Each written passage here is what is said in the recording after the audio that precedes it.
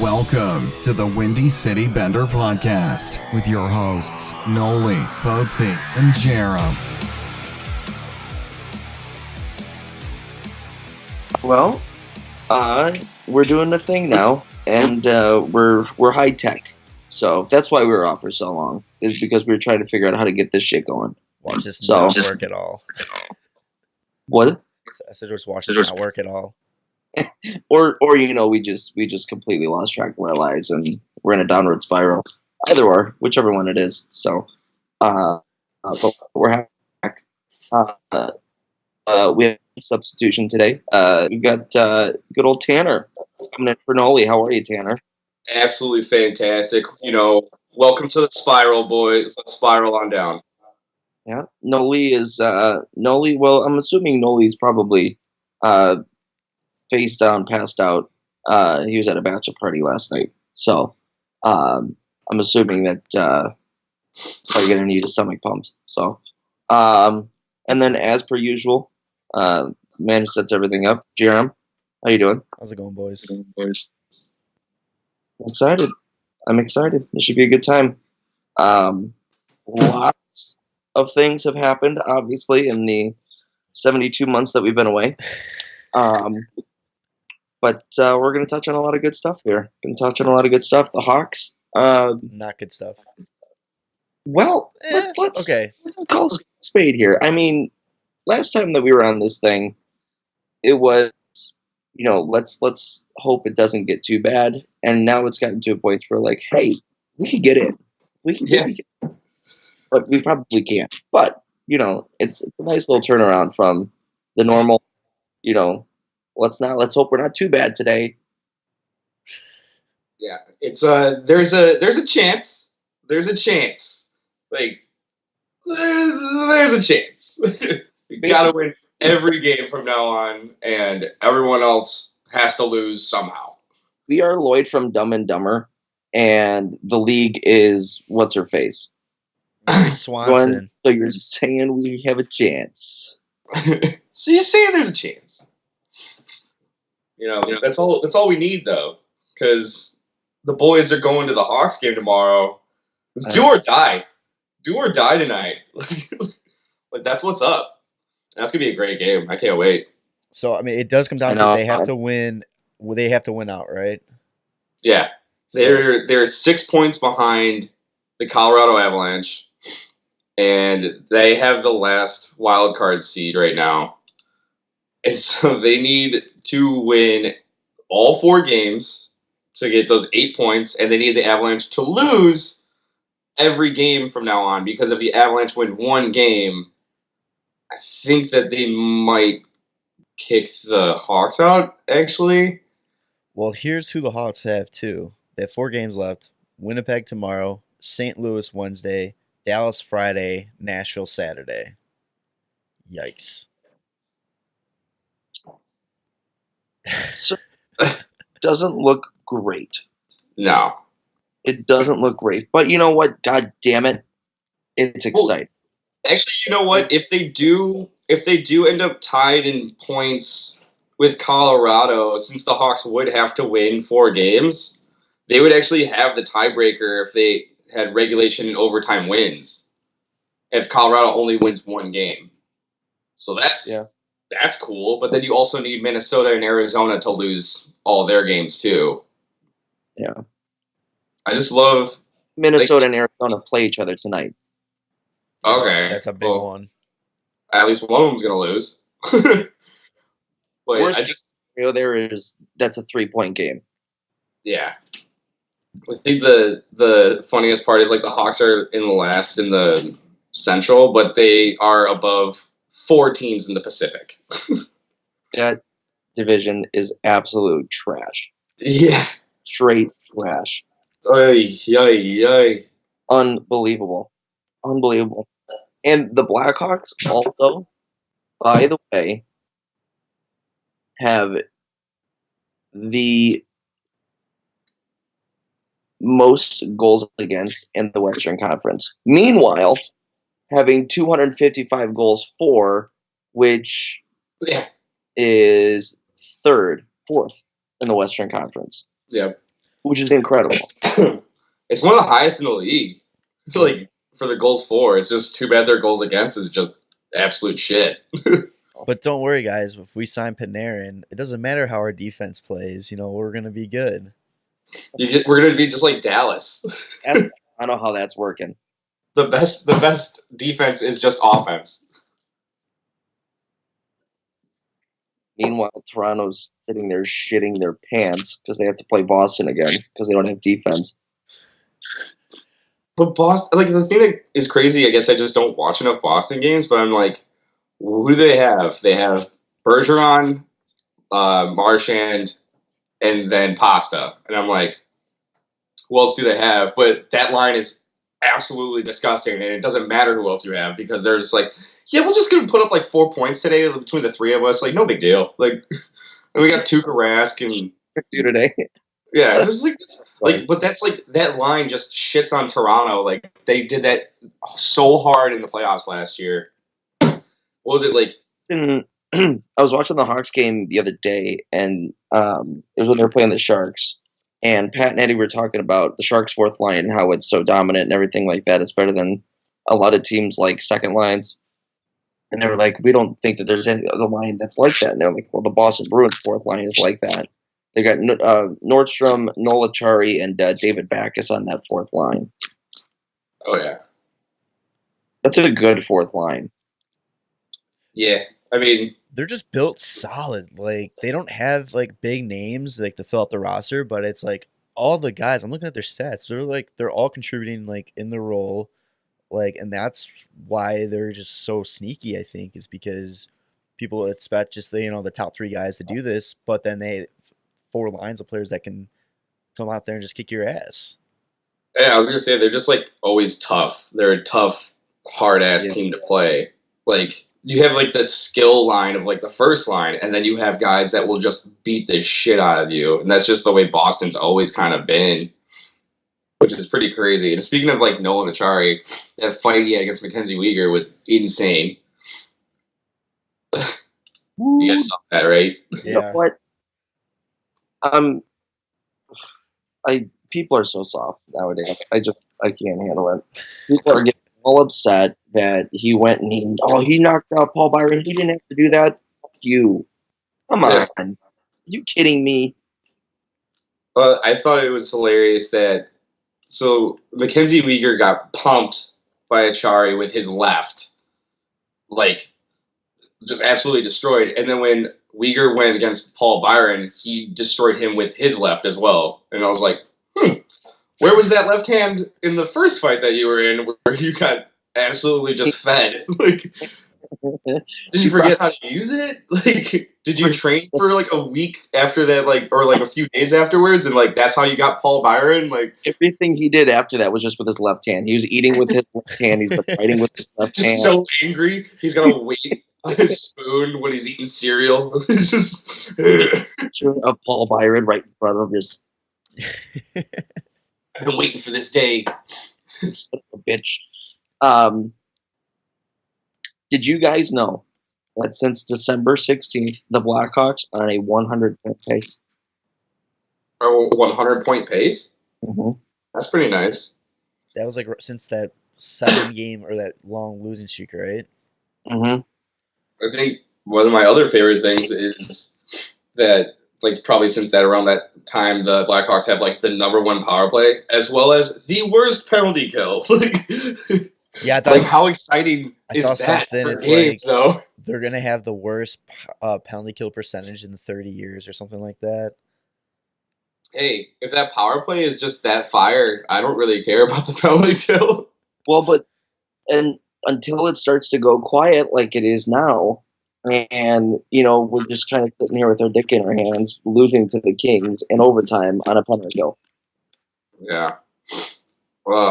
So I mean, the Hawks power play right now is at 20.6%. And I mean, before Colleton got the team rolling, it was yeah. So they're clicking at like 30, almost 40%, like at least to kind of balance that out. Like, they're almost halfway through the season at like that shit power play. And it's just like, it's always fun. Like, when you have a insane like first line that basically sits out there for 2 minutes because they just keep puck control like crazy. When it's Eric Gustafson, Dylan Strome, Alex DeBrincat, then Taves and Kane, you're just like, this is fun to watch. Anything can happen. And it's a huge reason why both Kane and DeBrincat are now at 40 plus. Yeah. Kane's had the most power play points ever in his career, like this year. He's got 30. He's got 30. Brincy Cat's got 24. Taze has got 22. Let's see. I think like Kaner, like during his like 106 point season, I think he only had like 27 power play points. Where is it? Oh no, never mind. He had 37. Oh, I was off by 10. That was close. But yeah, still, that's all we care about. Hey, close is all that matters, man. I'll tell you what.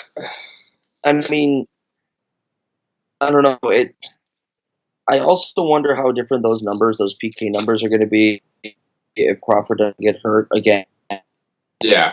You know, I wonder how those numbers are going to be if we just start the season with Jeremy Colleton like we probably should have, instead of wait the first 2 months trying to learn the new system. That's a pretty difficult system to learn, if we're going to be quite honest. Yeah. It's like a mesh between man-on-man and zone. Yeah. I mean, also, if you don't start the season with, like, Henry Yokoharjo on the first line and then kind of burn him out, and then, like, now Colleton has to, like, keep him in the AHL to make sure that he doesn't go crazy, like, and he actually, like, gets some good playing time.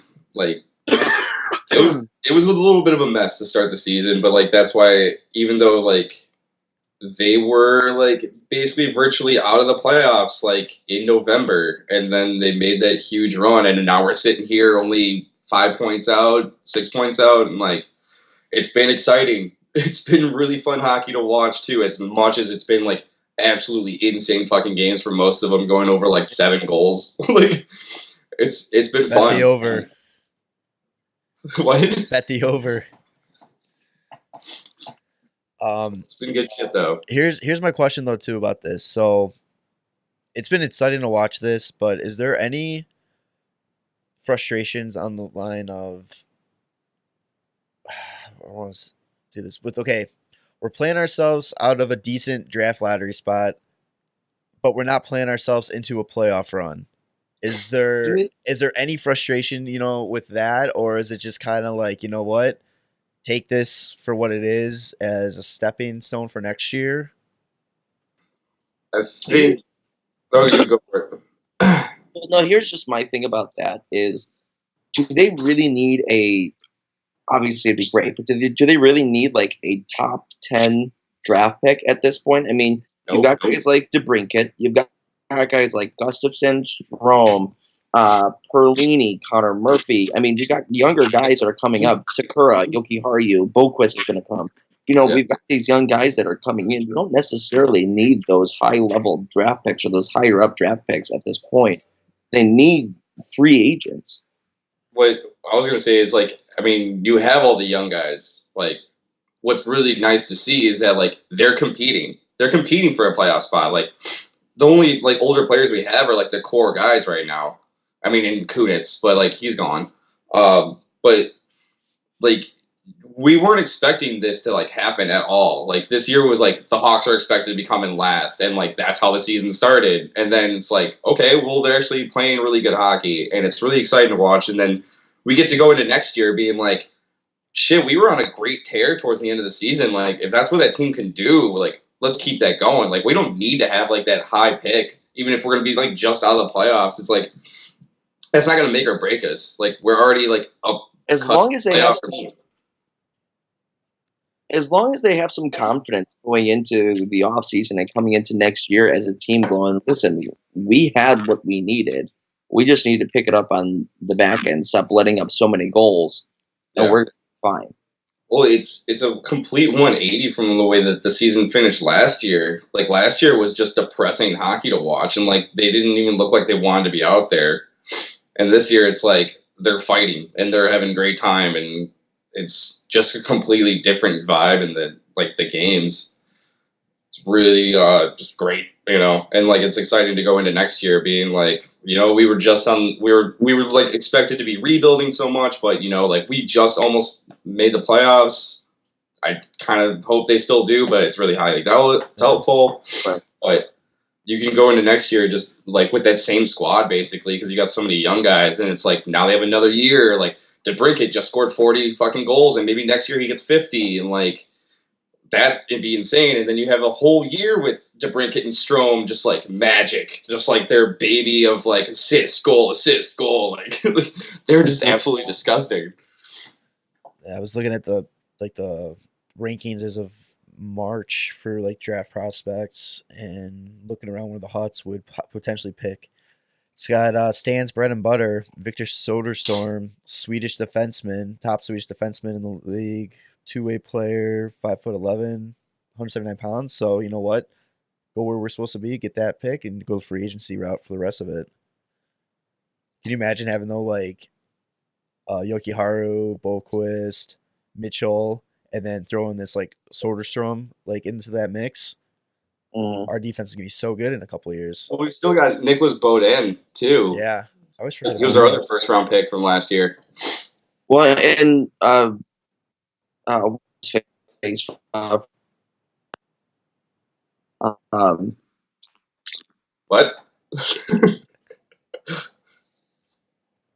I'm blanking on his name. Who? The guy from Denver that we have. Mitchell. Blake Hillman? Or wasn't it? We had two Denver guys. It's Ian Mitchell was the one. Yeah, he's the one that's still in Denver, and then we had one that we signed last year and came up towards the end of the season when we got Sakura with him too. Hillman. Yeah, that's what I'm saying. Like, isn't he a defenseman? Yeah, and he's been in the A the entire year, and he kind of seems like he's going to be that like kind of forgotten player. You think so? Maybe like 7th D. Yeah, I think he just there's no. We have so many like. I feel like as far as bad as our defense is, we have so many prospects that could come up that it's just going to be too many guys for too few positions, and we're going to have to start flipping them at some point. Yeah, I just hope they don't like end up flipping like the guys that we really need. You know, like Boquist, like or Yoga Harju, but well, they've got so much cap room right now that they don't necessarily need to trade off any assets at this point. All they need is a defenseman that can play fucking defense in his own zone. That's really all we need. We need somebody who like a Nicholas Hjalmarsson. I mean, you know, I looking at free agent defensemen, UFA defensemen coming into this year right now. There's Carlson, Tyler Myers, Jay Bomeister, Alex Edler, Mark Mathot, Cronwall, Anton Strawman, Gardner, Mike Delza. We could pick up Ruda again if we wanted to. But we don't need somebody long term. I feel like if it could just be like maybe a one or two deal where we could just have some stability on the back end, and then Boquist comes in, and Haru settles in, and you know we can just kind of pick up from there. Yeah, I'm just looking to see like who would be like a good fit. Maybe like a Braden Coburn. Like he seems like more of like a stay at home kind of guy. I wouldn't be upset if we got Coburn and Strawman, both of them from Tampa. Yeah. Using them as a comparative. Strawman's a solid one too. Yikes! Oh, Jan Ruda. I'm trying to see like who else there is. Like, do we get Roman Polak? Yeah. Nolly's favorite player? Nolly would totally agree with that. I'll speak for Nolly today. Go Polak. Do you imagine if Roman Polak and Duncan Keith were on the same team? His head would explode. Oh, yeah. Nolly's not here, but I'd just like to thank Duncan Keith for that fantasy hockey with W. He's a hero. Incredible. Just absolutely hilarious that's how that went down. Of course it was, though. What a matchup. Yeah, when Nolly gets back here, we got a little fantasy bet for next year we got to talk about. Oh yeah. From I'm starting to get nervous now that I know that we're growing the fantasy league. Now I'm starting to get a little bit nervous, but no, it's fine. We're going to be okay. There's going to be some addendums in there. We're going to be fine. It'll be fun though, you know. It'll be more fun with more people, hopefully. Anyway, nobody really gives a shit about the fantasy hockey league but us. So okay. So talking about defensemen, also totally off track, but I'm just looking at overall free agents. Matt Duchene has 69 points in 69 games. Nice. Did you see that they still have Duchene's face on the side of Ottawa Stadium? Yeah, don't they still have Mark Stone on there too? And It Ryan was so funny. Somebody was like taking a picture. He's like, "Man, I'm so scared to play this guy tonight." And it's just a picture of Duchene. Fucking hilarious. I was gonna say, speaking of 69 points, nice. Alex DeBrincat, 69 goals in his career right now. Brinksy Cat.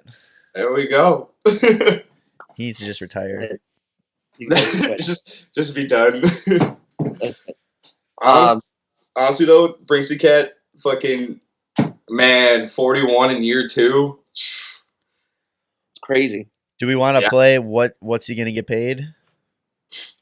More than because what? He's gonna get paid more than everybody. It's hard to find goal scoring like that, especially at like a 21-year-old age. Like if you look at the top 10 goal scorers, he's the youngest one. Yeah. Are they treating DeBrincat and Strome almost like Taves and Kane?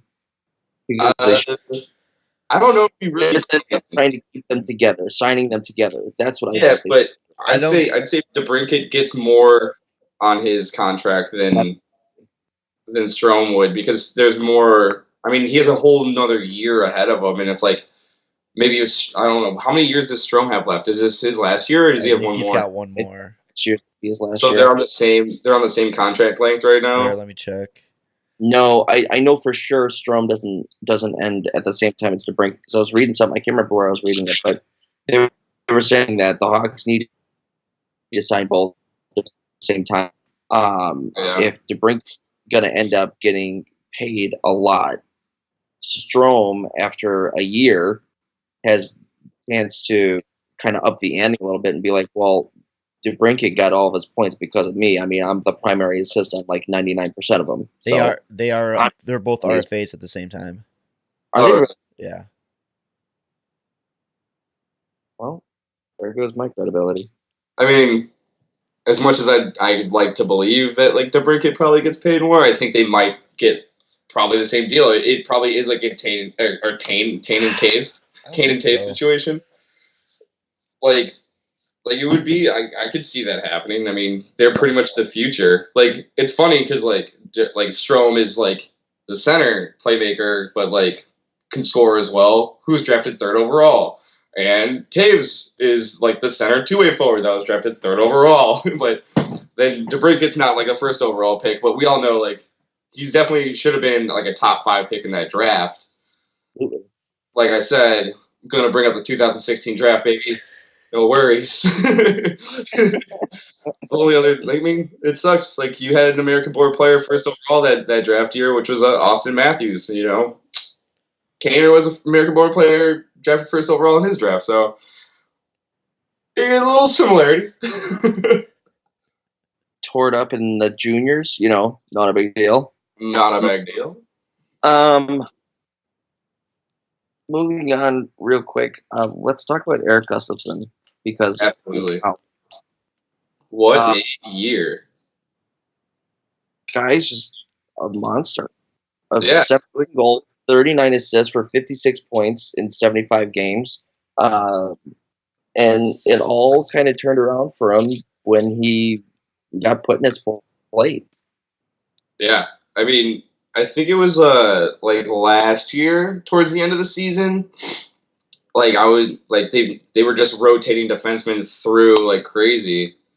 And I remember watching Gustafsson towards the end of the year, and it was just like he would skate the puck up, and then he would just dish it off to Kane, and Kane would do something, and they go back and forth. And I'm like, oh, cool. This is great chemistry. And then, like, finally they start the year with him, like, doing that. And I was like, oh, they're still doing this. They can still do this. And then he's putting up points like crazy. And then, like, he gets that first-line power play, and it's just, like, takes off from there. And what a season he has had. And he's got an absolute missile from the point. And the awesome thing about it is it finds a way through all the time. His shot barely ever gets blocked. It's like I think that he might be like one of the league leaders in defensemen in goals. I just looked it up the other day. He's tied for second right now. He's tied for second. Yeah. Morgan Riley's in first with 20, but he's tied with Mark Giordano with 17. And like, I mean, Morgan Riley and Mark Giordano are pretty fucking good. Yeah. So that's pretty great. Like, that's insane. Yeah. I mean, obviously the power play being good was a huge contributor in that, but he was a huge contributor as to why the power play was good. You know, absolutely. The whole thing runs through him at the point. Oh yeah. Huge fan. He's the perfect quarterback for that power play. How do you guys feel about poor Dylan Sakura? Kid is just never going to score a goal in his life ever. I mean, what was it? Was it last year or was it 2 years ago? That wasn't it. Riley Shan didn't score a goal the entire season, and then he potted 2 in the last game. Yeah. Look out for Dylan Sakura. The last so game many chances that are just grade A. What's up? He's hit grade A chances at the last in the last week or so, and he just can't bury. He's been getting stopped by the toe of every goalie that he has faced lately. He just needs to get an empty net situation, and he just needs to go out there and just sit in front of the net and just whatever goes in, just tip.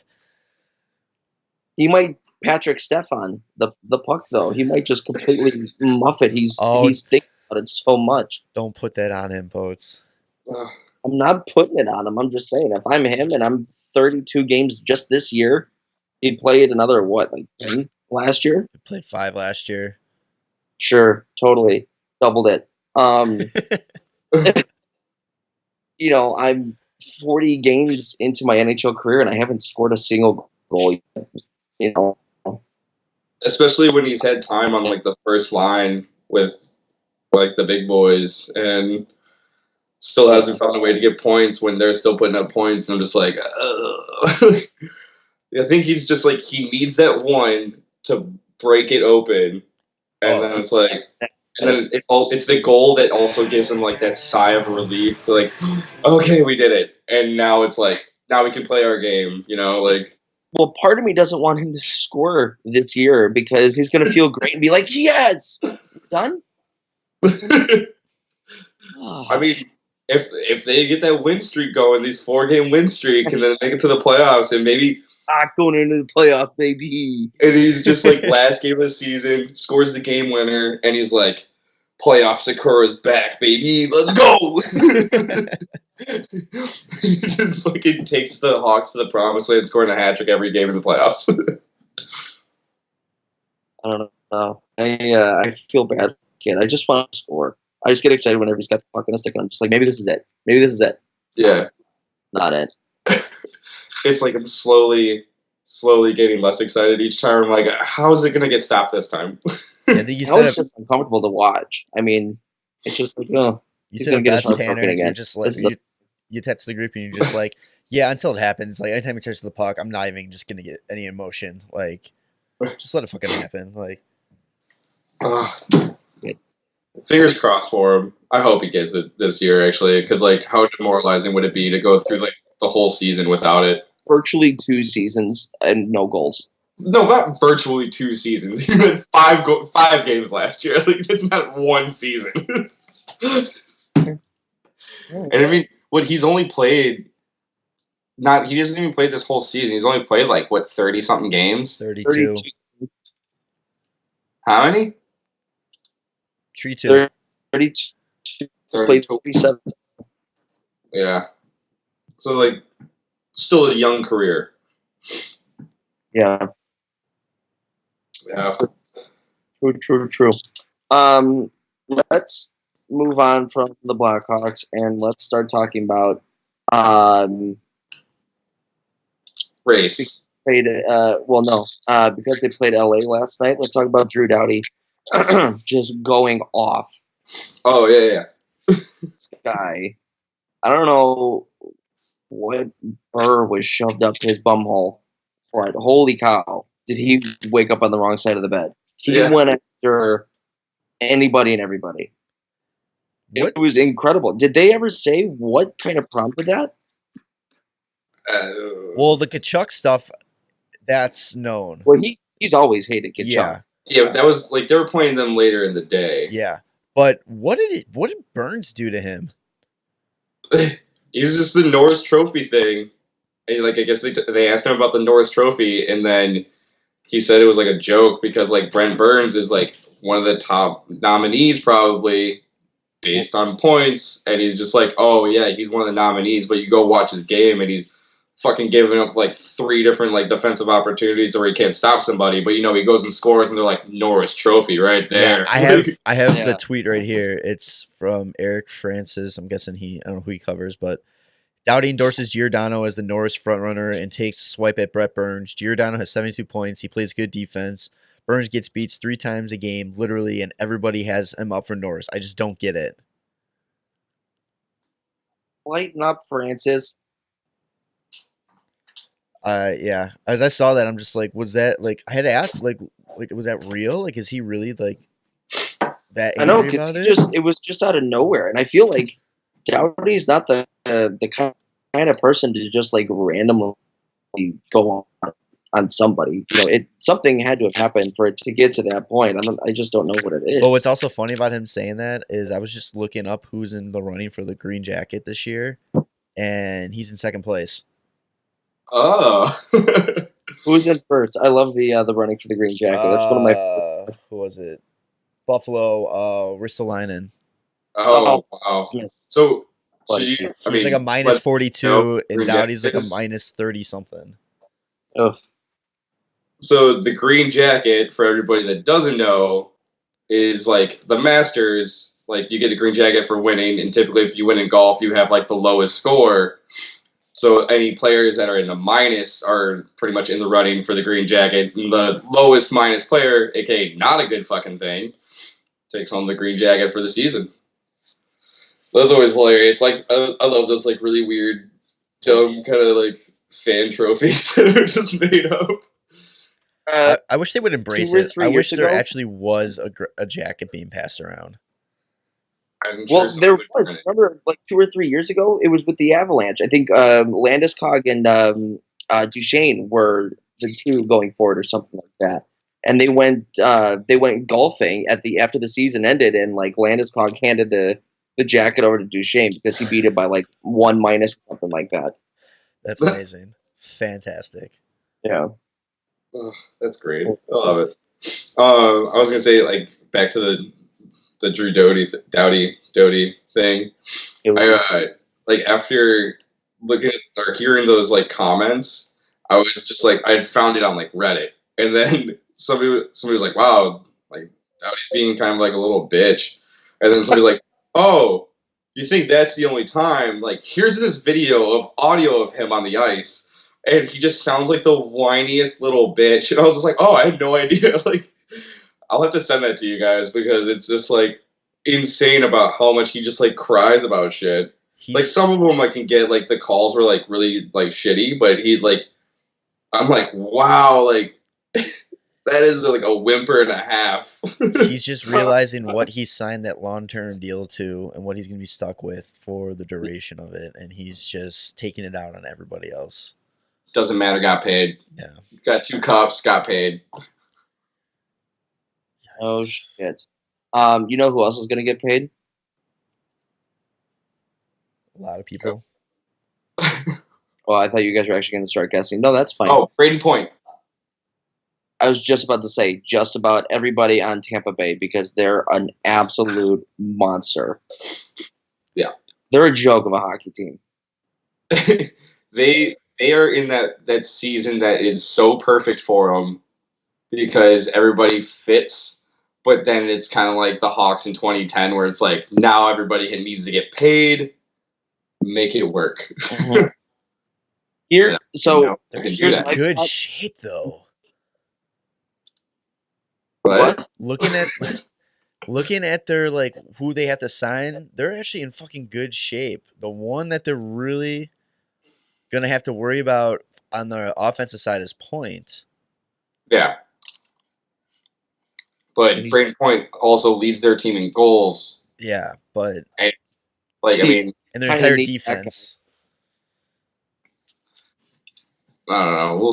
It's I don't know. Like they're not in a terrible situation. Like I think San Jose is in a terrible situation, but like Tampa can like make it work. Plus, like their team is so stacked. Like if they do lose like one person, like I'm sure they'll be okay. Like they just get guys out of nowhere. Like they had Marchessault like a few years ago, and it's like nobody remembers that. Like they just let him go. Like they can somehow just replace these guys that are just putting up points like out of nowhere. Well, here's my thought on it. I think this is the year that Tampa, they have to win the Stanley Cup this year because everything, like you said, Tanner, was just going so perfectly. They're going to get 60 wins. They're at 59, 15, and 4 with 4 games left. They're an absolute wagon. They have to win the Stanley Cup because if they get knocked out in like the second round again this year, they're going to turn to and be that team that's like they are never going to get a hump. They also they've just been rolling this whole season too, and it's going to be tough to stop them, like in the playoffs. Like I think that the only way they're going to be able to get stopped in the playoffs is if like some team needs to basically pull a win out of their ass that they never should have won, and just completely demoralize the Tampa Bay Lightning. And like, hopefully they like can win 3 more after that one, like because you still got to beat them 4 fucking times, and like that's gonna be hard as shit. I think Boston is the only one that's able to do it. I'd say if they can once they get past that second round, I don't see a team in the East that's gonna beat them. No way. No one's deep enough on either side, offensively or defensively. Boston is the only one that can compete with them offensively. And their back end could end up being pretty shoddy every now and again. And whoever comes out of the Metro like second round, who they end up facing the conference finals, that is going to be a fight, I think, between Washington, the Islanders, Pittsburgh, Columbus. Like I mean, they're getting whoever plays in that's going to beat. Columbus might end up playing Tampa Bay in the first round. Yeah, you're right. I flipped it wrong. But regardless, I mean, it's completely possible that it might not be Columbus, but like, it's either Columbus or Carolina. Well, that playoff race for that final wildcard spot is pretty intense in the East. Carolina is 93 points. Columbus is at 92, and then just underneath them is Montreal, also at 92. And all 3 of them played yesterday, and all 3 of them won. Yeah, Montreal has only 3 games left, though. Yeah. The other 2 are 4. And Montreal played Columbus twice in like the past 2 weeks or something like that, and they lost both times. Which is tough. I don't know if you see this too, but it's not looking too good. Montreal has to play Tampa in their next game. Oh. And then Columbus has to play Buffalo. Oh, Jesus. Does Tampa go for the win record? Or do you think they turn it down a little bit? What, they just got to win like the last 4, right? Like 62 games in a season is like the win record, and they're at 59 right now. Yeah, I thought it was 60. I thought it was 62. I'll double check. But if they have a chance for it, I say go for it. When's the next time we're going to be able to break that? It's not too bad. I mean, they won the President's Trophy like 2 weeks ago. Have they always done like the presentation mid-season for the President's Trophy? No, I don't remember that ever happening. Okay. So that wasn't just me that thought that was weird. No, I thought it was weird as well. Yeah, it's 62. That was super weird. That almost kind of gave me PTSD of the banner raising in Nashville, but not as close. That was I don't know. I felt like mostly unnecessary. They did that, and then they did Stamkos all-time scoring leader like presentation too, like back to back, like yeah. All-time scoring leader or goal. Like he's got the most goals now. Yeah, that I'm fine with. Yeah, that I was fine. It just seemed weird that they did both. Yeah, do that, but then to kind of be like, oh, also here's your get out of here. What is this? Is about Stamkos.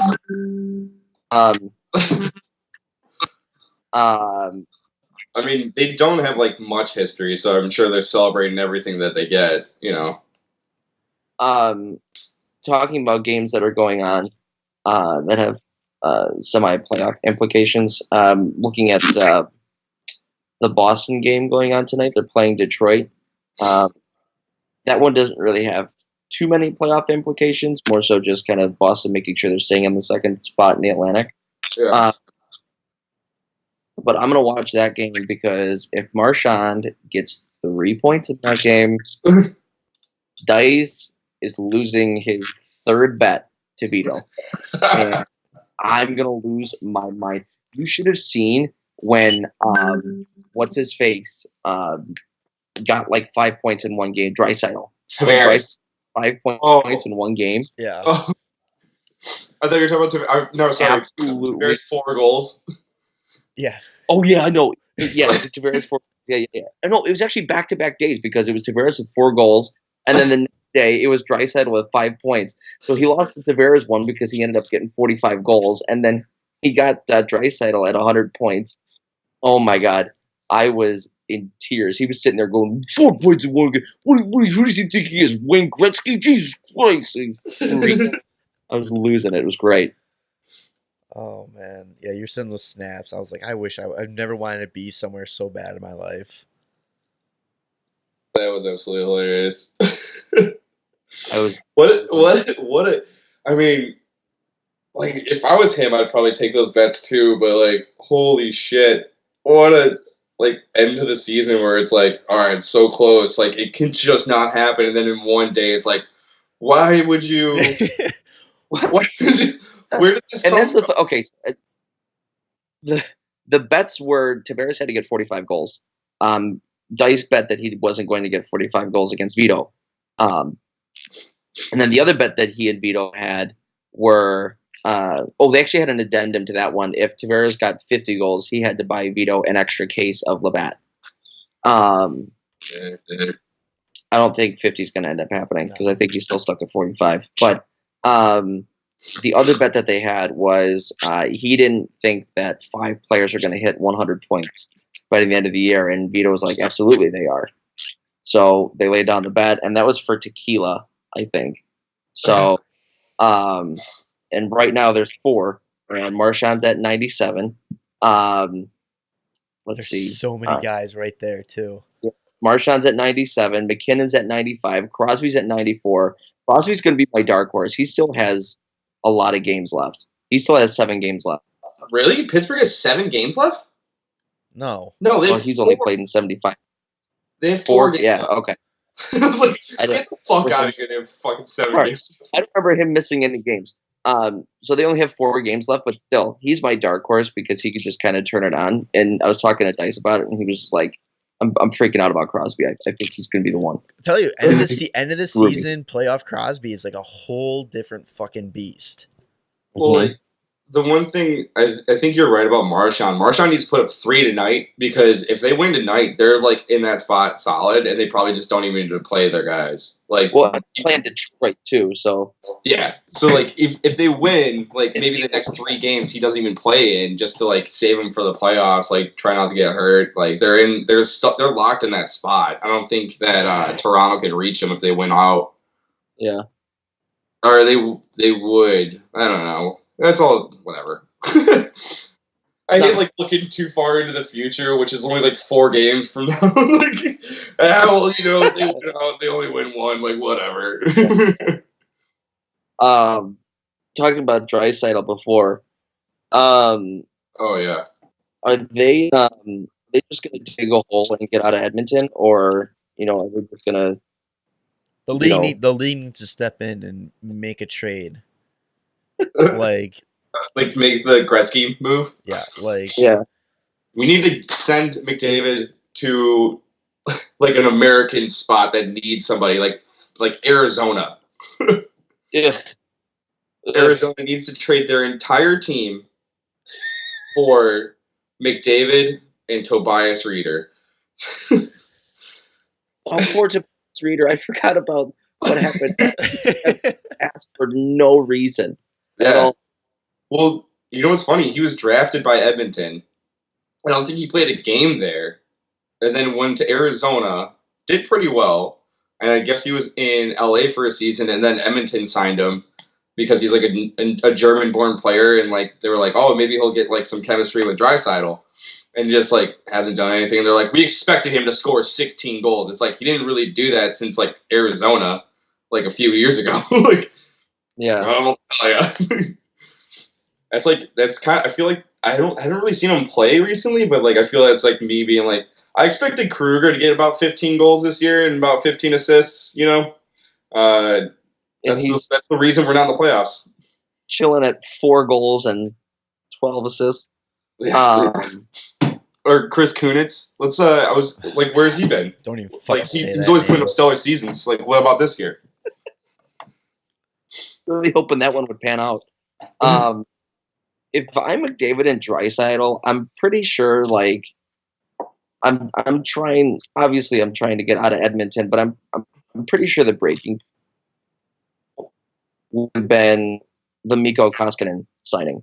I think at that point I'm like, yep, I am officially done with this organization. I'm out. I want nothing left to do with this. Is that a joke? I don't know if you remember, but Mikko Koskinen did record a shutout against the Blackhawks, I'm pretty sure. He did. That's extremely accurate. It was also back in November when they were awful.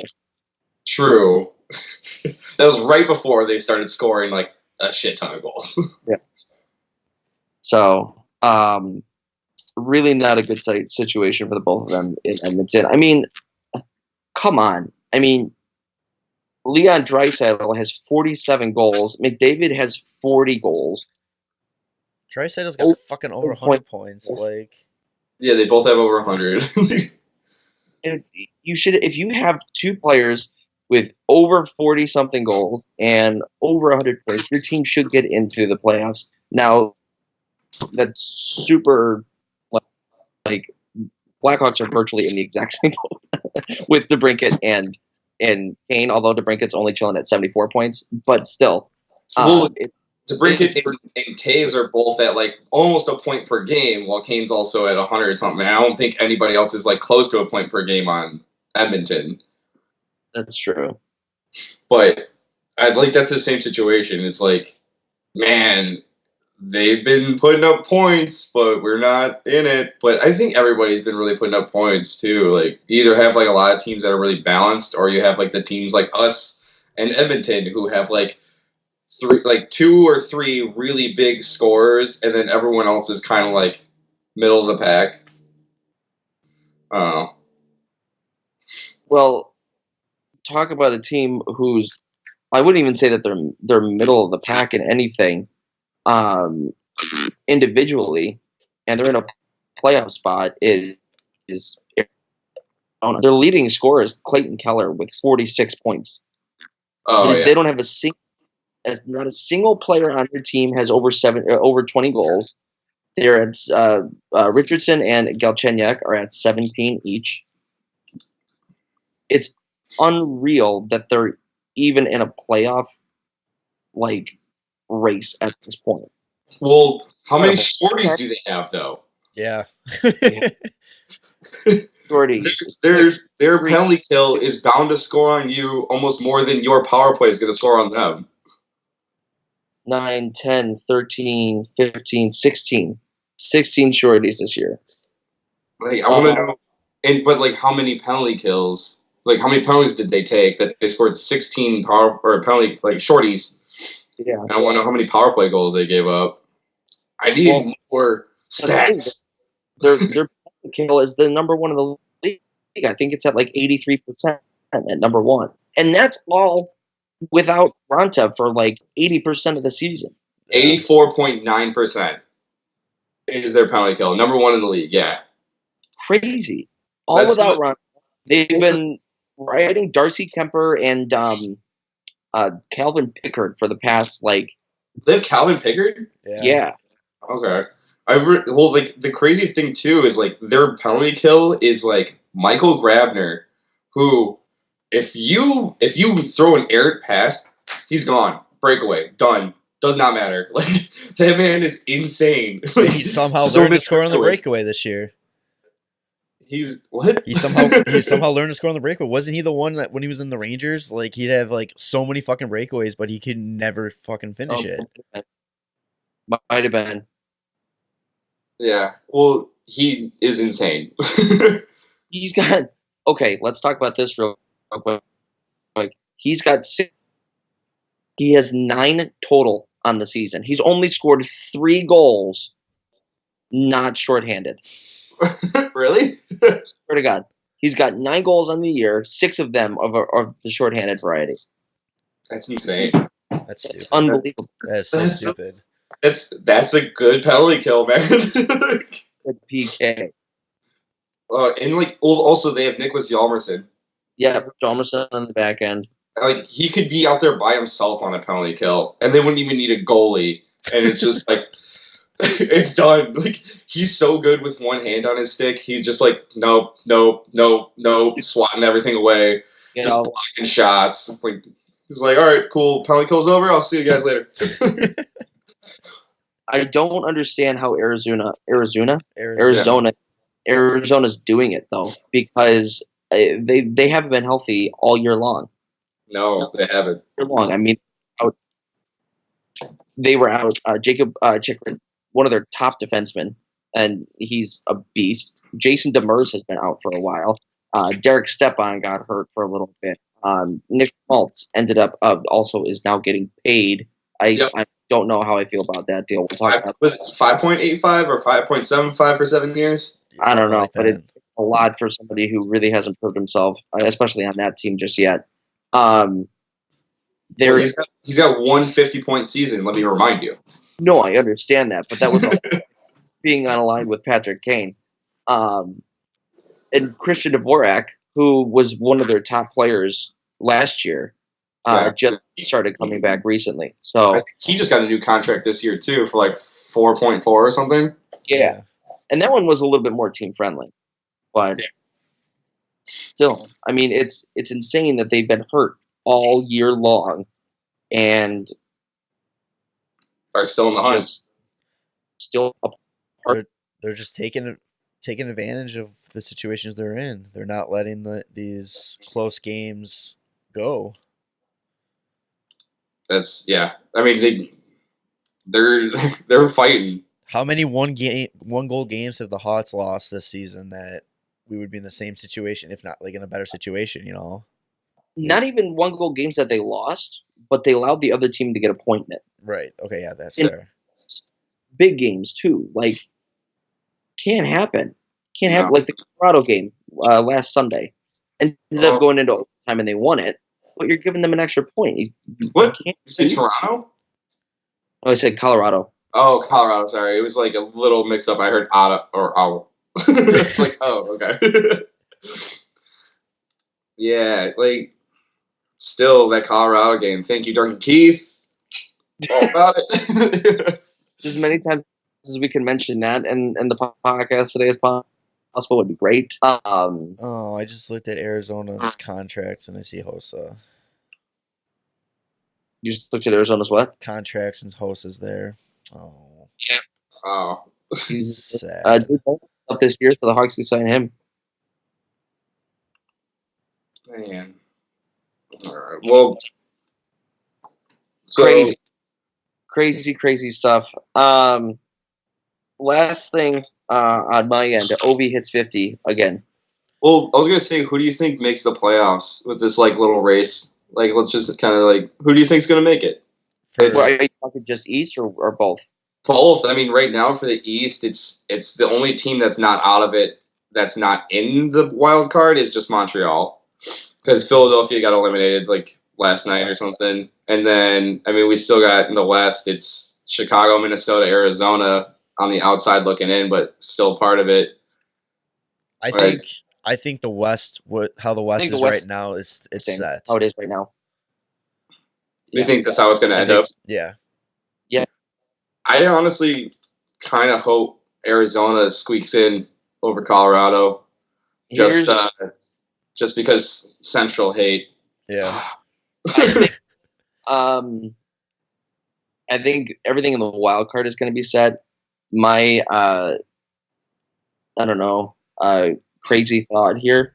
I think St. Louis is going to win the division. Do you really think so? They're 2 points behind Winnipeg. They've got a game in hand on Nashville, who's in front of them. Oh, wow. I didn't realize it was that tight. I haven't been looking at the top of the standings because, that's not where we're at. Yeah, I know. But I think they're going to win in the division.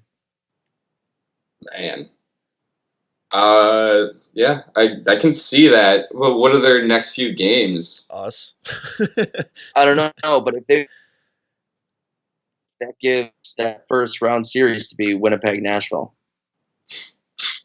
That'd be crazy.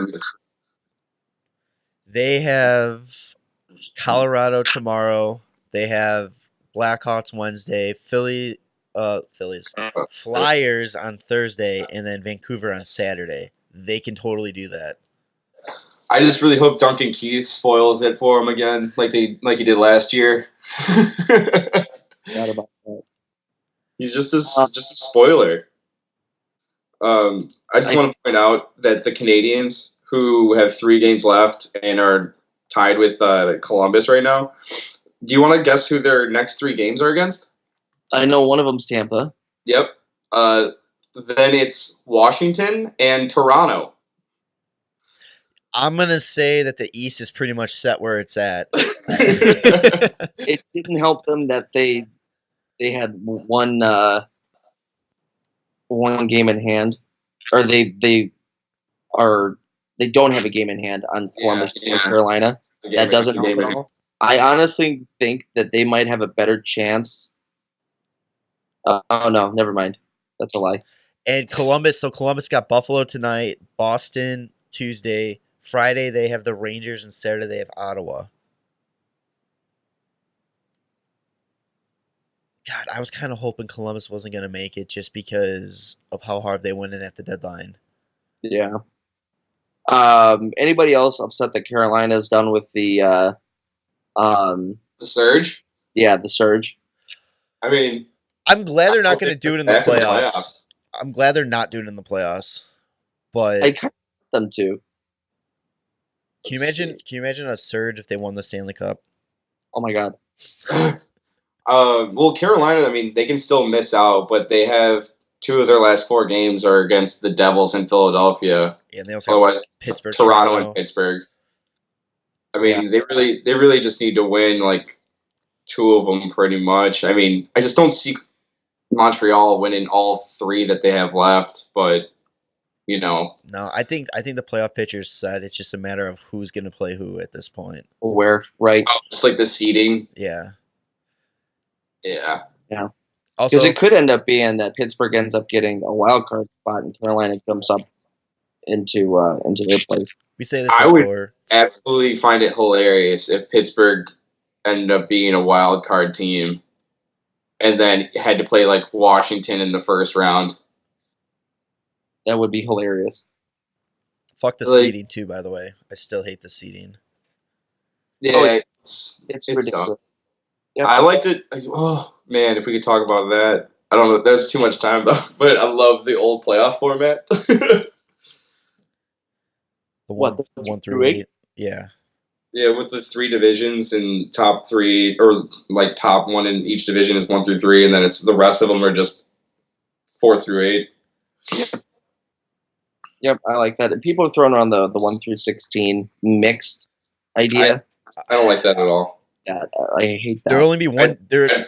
You should have to win your conference before you go up against the Stanley Cup finalists. Like, I agree. There'd only be one difference, and Colorado would be out and Montreal would be in if they did 1 through 16.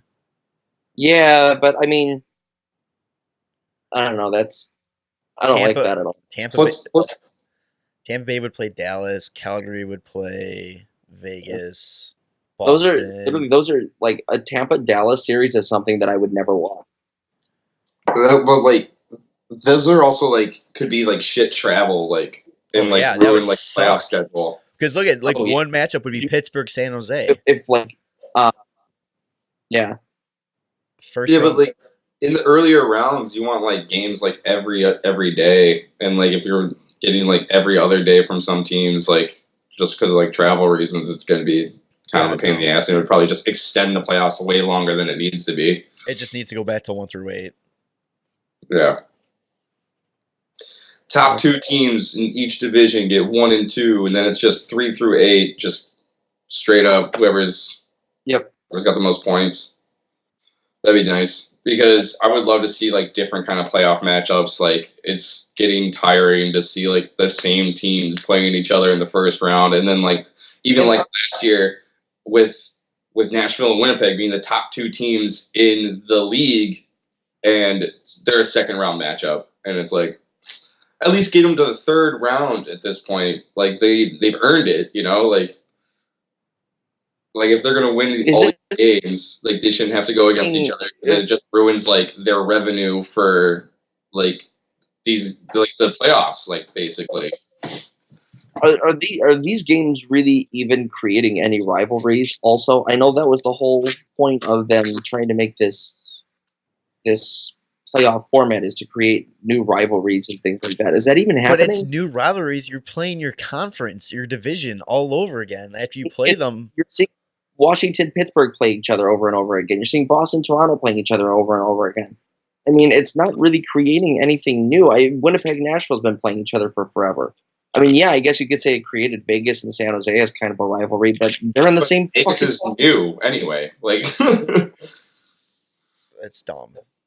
I mean, it's the playoffs. Like, it's not like if you put them against a rival, it's going to be like a tougher game. It's the fucking playoffs. Like, they're going to go hard as hell no matter what. And, like, there's going to be anger and aggression and, like, a lot of emotion. Like, no matter who you're playing against, you're not going to, like, find teams that are like, oh, you know what? We're not rivals. Let's just have a great game. And let's all, like high-five each other and congratulations. Hey, that's a really nice goal you guys scored on us there, okay? It's like, that's not going to happen. Yeah, I don't know. I'm not the biggest fan of it, but oh well. Jarom, we got some riding pines, yeah? We do. You're riding the pine pony, pal. All right. Yep. No, okay. Yeah, ready? Whenever you're ready, bud. I'm pulling them up. All right, so the first one comes from Cornman 5000. And I know who this is, and this was actually a debate at my work for a little bit. This is the Nets great debate. What two animals make up a zonkey? Zebra and a donkey? Yeah, zebra and a donkey. Yeah. That's what it is, but the person that submitted this says it's a monkey and a zebra. No. Then it would be a zonkey. You would say it differently. Yeah. You said literally this zonkey. You said literally the same thing. No, you said zonkey. The first time you said it, you said zonkey. Zonkey. Donkey. Yeah. Donkey and monkey. Zonkey.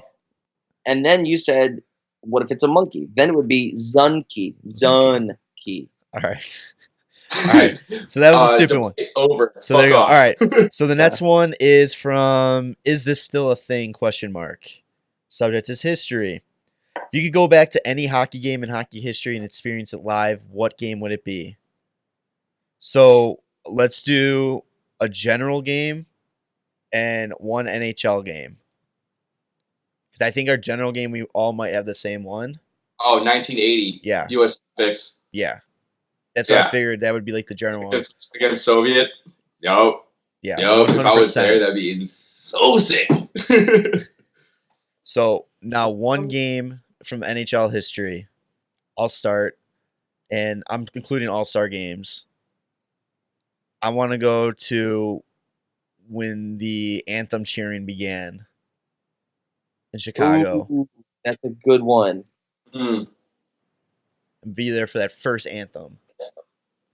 So you're talking about when it began in the playoffs, not the 91 All-Star game? Was it the playoffs it started, or was it the All-Star game? It started like in the 80s. In the 80s, they played the Oilers, and the fans just started going nuts out of nowhere. Okay, so then, all right, whenever. I thought it was that All-Star game. Okay, so when the first time, that first anthem, I want to be for that one. Mm-hmm. That's a really good one. I think mine, I have a different one than you guys do. Is the 2010 gold medal when Crosby scored. Oh. I would love to be at that one, even though they lost. What an incredible game. But I think the one NHL game that I would want to go to is when the Hawks won the Cup at home in 2015. I would want to go to that one just because, I mean, that's been the dream, Yeah. you know, for I don't even know how long to see them win it. Not just win it, but like win it at home. I mean, that one, I don't know about you guys, that one felt different for me. Like, I was, like, overly emotional after that one. Yeah. That was great. Ooh. All right, so this is going to be really weird. It's not a Hawks game. It's actually a Detroit and Blues game. It's where Steve Yzerman hits the puck, goes past the blue line, claps it, bar down, and goes absolutely insane. The Gretzky has it, loses it, bam, bingo. It just mass insanity. Just because like Steve Yzerman's one of my favorite players of all time, and like to watch the Blues lose with the best player of all time would just be so fucking good. Oh, that just like gives me chills. Like just like I can imagine just that also that camera angle that they have of that shot is just perfect. And it just bing and then gloves up, going crazy, and I was love it. I would love to see that. So what would your Hawks one have been? I don't know. Like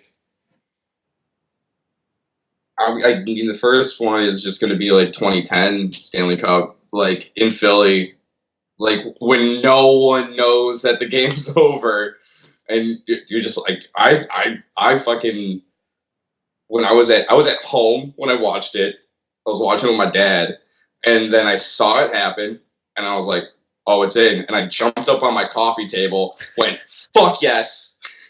And then I went, see you later, Dad. And just ran out the door and fucking went to the bars. Just like,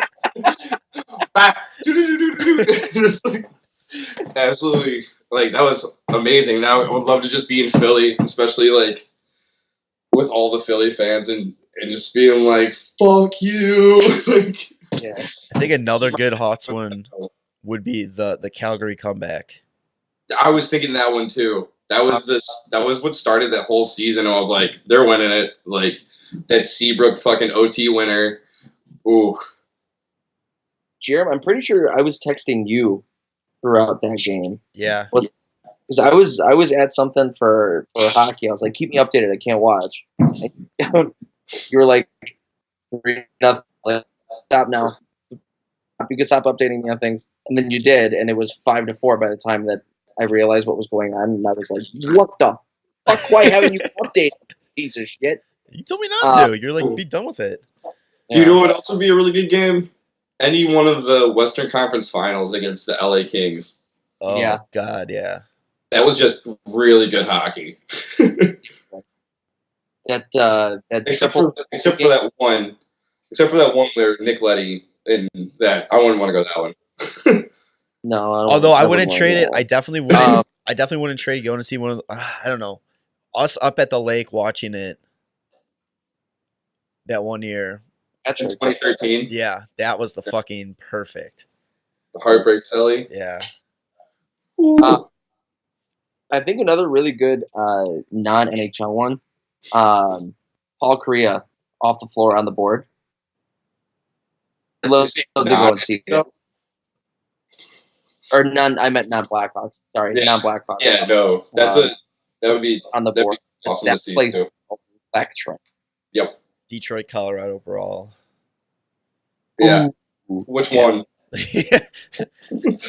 Take your pick. Dealer's choice. I want to be the camera guy that was right in between the benches, going, "Uh-oh, oh." Yeah, can you imagine something happening now with like fucking Pierre in the glass, like? Oh no! Just touching on it real quick. Pierre, the gif of him almost dying when the puck went past his face, like literally just went Matrix. Was bad. Oh yeah, it's good stuff. That was a good one. I'm glad we're back in action here. Oh, this was number 52, by the way.